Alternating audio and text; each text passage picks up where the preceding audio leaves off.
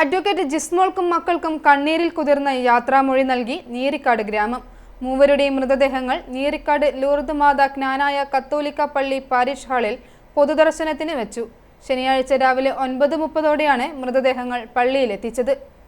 Advocate ജിസ്മോളുടെയും മക്കളായ നേഹ, നോറ എന്നിവരുടെ മരണത്തിൽ ഇടവക സമൂഹവും നീരിക്കാട് ഗ്രാമവും ദുഃഖം രേഖപ്പെടുത്തി. ശനിയാഴ്ച രാവിലെ 9:30ഓടെ 3 ആംബുലൻസുകളിലായി മൃതദേഹങ്ങൾ പള്ളി അങ്കണത്തിലെത്തിയപ്പോൾ ആരെയും നൊമ്പരപ്പെടുത്തുന്ന കാഴ്ചയാണ് ഉണ്ടായത്.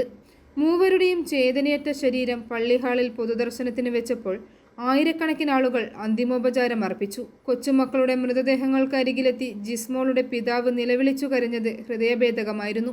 ജിസ്മോളുടെ ഭർത്താവ് എത്തിയപ്പോൾ പ്രതിഷേധ ശബ്ദം ഉയർന്നെങ്കിലും പിന്നീട് ശാന്തമായി.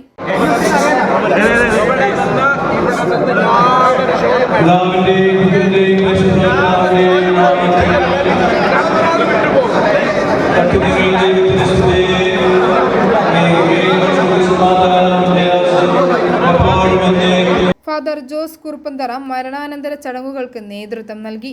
എന്തെങ്കിലും പ്രശ്നങ്ങൾ ഉണ്ടാകുമോ എന്ന ഭയത്താൽ പോലീസും സ്ഥലത്തുണ്ടായിരുന്നു. പൊതുദർശനത്തിനു ശേഷം മൃതദേഹങ്ങൾ ജിസ്മോളുടെ ജന്മനാടായ മുത്തോലിയിലേക്ക് കൊണ്ടുപോയി.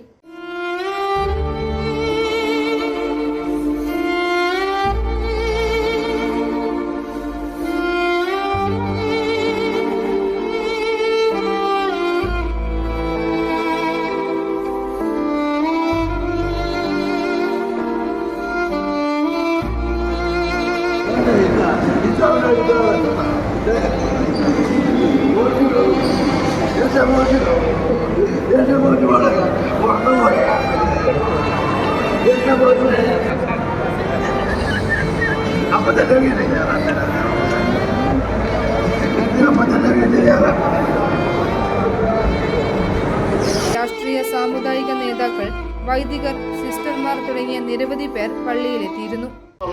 ഒരു മാപ്പ് പറഞ്ഞുകൊണ്ടായിരിക്കണം അവരെ ഇവിടെ നിന്ന് യാത്രയാക്കുന്നത്. നമ്മൾ സന്തോഷപൂർവ്വം, വളരെ സന്തോഷപൂർവ്വം അവര് വിവാഹത്തിലൂടെ നമ്മുടെ ഈ ഇടവക ദേവാലയത്തിലേക്ക് നമ്മളെ സ്വീകരിച്ചു.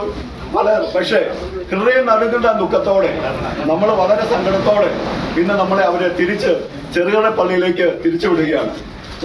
നമ്മുടെ എല്ലാ മനസ്സിന്റെ ആ ദുഃഖം നമ്മൾ മാപ്പായിട്ട് അവരോട് പറയുന്നു. ഐഫോറി ന്യൂസ്, ഏറ്റുമാനൂർ.